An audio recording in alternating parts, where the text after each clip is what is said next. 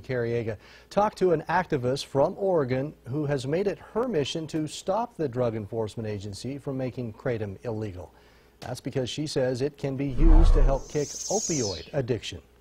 Kratom is used by some to try to overcome opioid dependence. Kratom can be bought and sold legally right now in 44 states out of 50. The 6 states, Indiana, Tennessee, Wisconsin, Vermont, Arkansas, and Alabama, have laws that classify Kratom as a Schedule I controlled substance, banning the manufacturing and sale of Kratom. The Drug Enforcement Administration is working to make Kratom illegal in all states and a Schedule I drug. Kratom would join the ranks of heroin, LSD, and ecstasy. According to the New York Times, some opioid addicts are using Kratom for detoxification and to relieve withdrawal symptoms. There's no medical indications for Kratom at all in the U.S., which is one of the reasons that the DEA had quickly jumped. The FDA ruled that the drug had no medicinal value, so it cannot be sold or advertised with the claim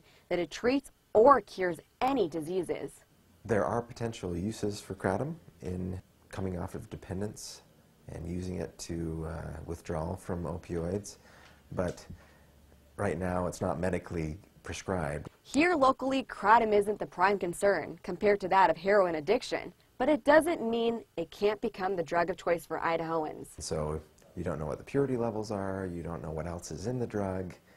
It could be very dangerous to use Kratom. Susan Ash, who's spearheading a campaign to keep Kratom legal, swears by the substance. She's used it for years to help with her disease and opioid addiction. Hey, there are these people out there in their 30s, 40s, 50s, 60s using this product safely and responsibly for things like fibromyalgia, arthritis, degenerative disc disease, and even Lyme disease, which I still suffer from. She argues that Kratom is helping people.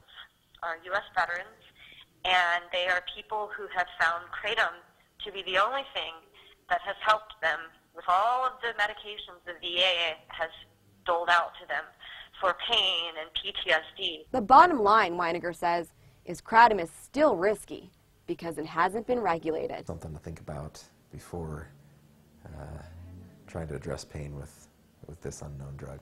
In a letter to the Senate, Utah Senator Orrin Hatch says Congress granted emergency scheduling authority to the DEA based on the need for law enforcement interdiction of new and previously unknown illegal synthetic street drugs.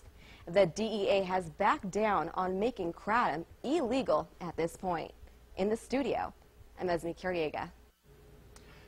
According to the Drug Enforcement Agency, there were 15 deaths in the U.S. from 2014 through 2016 up to this point because of Kratom.